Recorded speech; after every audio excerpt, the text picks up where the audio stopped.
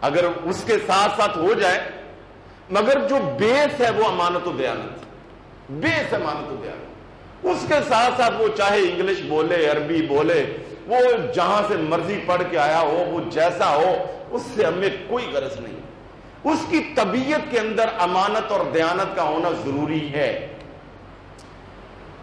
تو حضرت علی المرتضیٰ رضی اللہ تعالی امانت اور دیانت اور عدل کے مقابلے میں ہے ظلم۔ تو حضرت علی المرتضیٰ رضی اللہ تعالی فرماتے ہیں کہ معاشرے کفر سے تو زندہ رہ سکتے ہیں، ظلم سے زندہ نہیں رہتے۔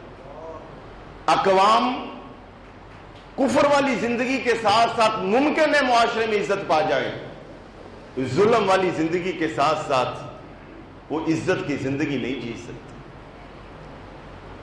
تو اس لیے ہمیں اپنے گھروں سے لے کر، اپنے گلی محلے سے لے کر، اپنی ذات سے پورے معاشرے تک ہمارا المیہ یہ ہے کہ ہم اپنی جگہ پر بیٹھے حکمرانوں کا رونا روتے ہیں، بس عوام کہتی سیاستدان سارے لٹیرے، جس سیاستدان سارے خائن ہو گئے، اور ادھر وہ سمجھتے عوام سارے بھیڑ بکریاں۔ نہیں، ایسا نہیں ہے، سیاستدان بھی ہمارے بھائی ہیں، اور انہیں بھی چاہیے کہ عوام کو اپنے بھائی سمجھیں۔ رعایا جو ہے یہ اولاد کی طرح ہوتی ہے، حکمران ماں کی طرح ہوتا ہے۔ وہ کون سی ماں ہے جو اپنی اولاد سے مخلص رہے بغیر گھر کا نظام چلا لے؟ ایسا ممکن ہی نہیں ہے۔ اور وہ کون سی اولاد ہے جو چاہے تو یہی کہ میری ماں مجھے چوپڑیاں بھی دے اور دو بھی دے، اور ماں کا ادب نہ کرے، احترام نہ کرے، اور اس کے منصب کا خیال نہ کرے؟ یہ بھی ظلم ہے۔ تو یہ تالی دونوں ہاتھوں سے بجتی ہے۔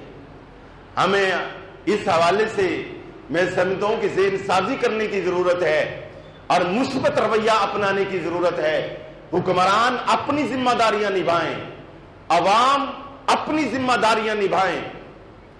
جب ایک ایک بندہ معاشرے کا امانت و دیانت کے اصولوں کے مطابق زندگی گزارے گا، اسی سے معاشرہ بنتا ہے، اسی سے مارکیٹ ہے، اسی سے ایوان اقتدار جو ہمارے سے وجود میں آتے ہیں، اسی سے سسٹم چلتا ہے، زندگی کا نظام چلتا ہے۔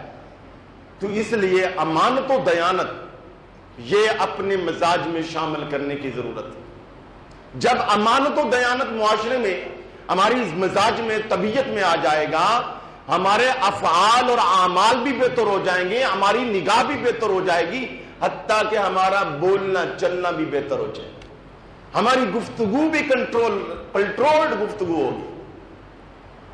چنانچہ حضرت علی المرتضیٰ رضی اللہ تعالیٰ کا دور حکمرانی، آپ امیر المومنین ہیں، خلیفہ وقت ہے، اور نام علی المرتضیٰ ہے، سیدہ فاطمہ الزہرا کے سرتاج ہیں، حسنین کریمین کے بابا ہیں، داماد رسول ہیں، دینی، روحانی، علمی، خاندانی حسب اور نسب میں سبحان اللہ وہ عظمتوں کا کوہ گراں ہے۔ آپ کی زرہ ایک یہودی نے اپنے قبضے میں لے لی، آپ نے اس سے 2-3 مرتبہ مانگی، نہ دی، تو آپ نے باقاعدہ طور پر اس وقت کی عدالت میں، آپ خلیفہ وقت ہیں، عدالت میں دعویٰ کر دیا، کیس دائر کر دیا۔ قاضی شریح اس دور کے بہت بڑے جج تھے، ان کی خدمت میں آپ نے باقاعدہ درخواست لکھی، آپ گویا مدعی تھے، تو آپ نے، قاضی نے، جج صاحب نے آپ کو بھی بلایا اور مدعا علیہ اس یہودی کو بھی بلایا، اور آپ کیس کی سماعت جب شروع ہوئی تو یہودی سے پوچھا، اس نے کہا زرہ میری ہے۔ حضرت علی المرتضیٰ کا تو پہلے سے دعویٰ تھا کہ زرہ میری ہے۔ تو آئین اور قانون اور شریعت کی روح سے جو دعویٰ کرتا ہے تو وہ شہادت بھی پیش کرتا ہے۔ تو قاضی نے کہا حضرت علی المرتضیٰ کو کہ آپ کا دعویٰ ہے کہ اس کے قبضے میں آپ کی زرہ ہے، تو آپ کے پاس کوئی گواہ ہے؟ کہا جی ہاں ہے۔ کہا لاؤ۔ تو آپ نے اپنے ایک ملازم امپلائی یا اپنے غلام یا خادم کو پیش کیا، اور دوسرا اپنے بڑے صاحبزادے حضرت سیدنا امام حسن رضی اللہ عنہ کو پیش کیا۔ تو قاضی صاحب نے فرمایا کہ حضور یہ تو معاملہ نہیں چلے گا، بیٹے کی گواہی باپ کے حق میں تو قبول نہیں ہے، یہ تو گواہی مسترد ہو گئی۔ اب ایک گواہ آپ کے پاس ہے، وہ بھی آپ کا ملازم، اگر وہ چلتا ہے تو گواہ کوئی اور لے ہیں، دو گواہیاں پوری کریں۔ اسلام میں یہ ہے کہ دو گواہیاں لاؤ تو پھر سوچا جا سکتا ہے۔ آپ نے فرمایا کہ نہیں، جب میں نے اس نے مجھ سے زرا یہ میری چرائی تھی یا اٹھائی تھی یا ہتھیائی تھی تو یہ دو بندے ہی دیکھتے تھے، یا میرا بیٹا یا یہ میرا غلام۔ اب جھوٹے تو ظاہر ہے آپ نے کوئی گواہ خریدنے تھوڑے تھے، تو میں ان کے علاوہ کوئی میرے پاس گواہ نہیں۔ تو آپ نے کہا کہ پھر ضابطے کی کارروائی کے مطابق یہ زرا یہودی کو دی جاتی۔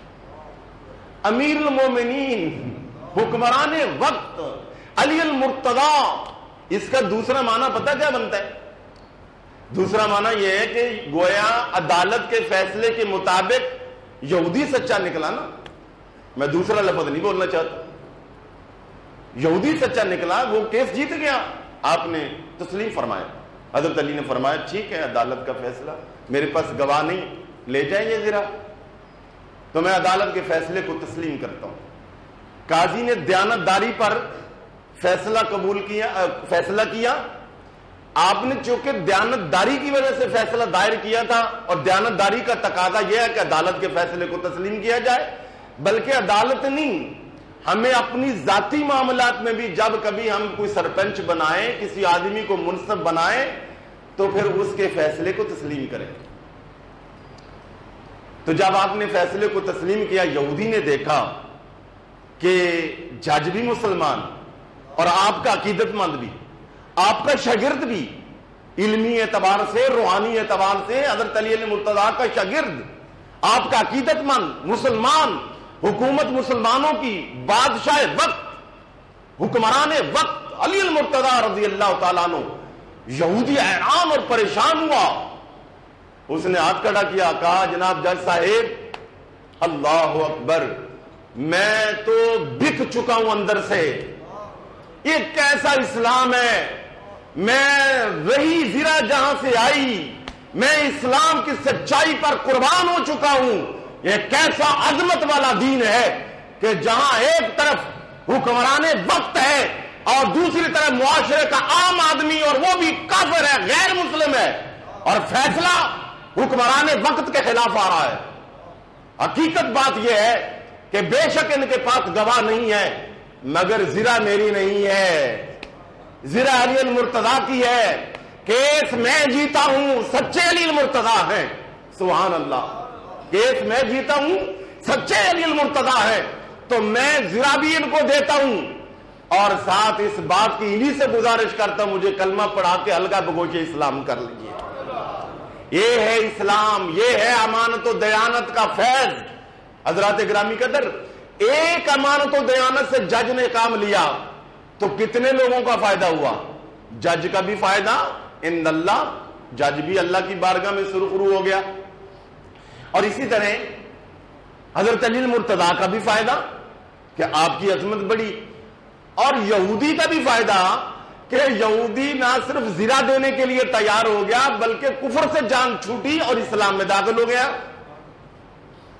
ایک سچائی سے کتنے لوگوں کا، اور اسلام کی حقانیت لوگوں کے سامنے آ گئی۔ آج 1400 سال گزرنے والے ہیں، آج محراب و منبر پر ان کے تذکرے ہو رہے ہیں۔ تو میں کہوں گا کہ اصل ہمیں سیاست سے زیادہ امانت اور دیانت کے نظام کی ضرورت ہے۔ جمہوریت ہو یا ڈکٹیٹرشپ، یہ بھی بعد کے مسائل ہیں۔ حقیقت بات یہ ہے ہمیں مزاجوں کے اندر، طبیعت کے اندر، اپنے ذاتی انفرادی معاملات سے لے کر معاشرے کے اجتماعی معاملات تک ہمیں دیانت کے کلچر کو فروغ دینا ہے، امانت کے کلچر کو فروغ دینا ہے۔ جب امانت اور دیانت کا کلچر ہوگا تو اللہ کی رحمتوں کا نزول ہوگا، پھر تاجر کی تجارت چلے گی، پھر صنعتکار کی صنعتکاری چلے گی، فنکار کی فنکاری چلے گی، پھر کاشتکار کی کاشتکاری چلے گی، ہر طرف بہاریں ہی بہاریں آئیں گی۔ امانت و دیانت، امانت و دیانت، امانت و دیانت، اس کو وظیفہ بنا لیں، اس کو وظیفہ بنا لیں.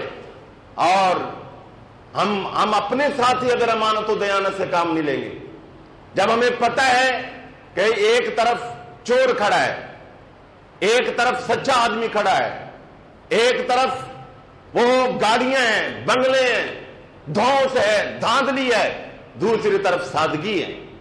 اور میں یہ بھی نہیں کہتا ضروری نہیں ہے کہ گاڑیوں والا ہر بندے ہی چور ہو، گاڑیاں بھی رکھیں، بنگلے بھی رکھیں، مگر دیانتدار ہے. پھر آپ کسی کی آپ یہ نہ دیکھیں جناب کہ یہ بڑا صوفی ہے تو یہ بڑا، نہیں. امانت و دیانت، بس وہ امیر ہو یا غریب ہو، امانت و دیانت کو معیار بنا کر آپ اپنی رائے دیں. اور اس طرح کے حکمران جب سامنے آئیں گے جو امانت و دیانت کے ساتھ ملک کے نظام کو چلائیں گے، حقیقت بات یہ ہے کہ ان کے پاس بے شک علم، ہنر اور تجربہ، ایکسپیرینس تھوڑا بھی ہوگا، اللہ پاک ملک اور قوم کو عزت عطا فرمائے گا، برکت عطا فرمائے گا. اور ذاتی معاملات میں بھی ہمیں امانت اور دیانت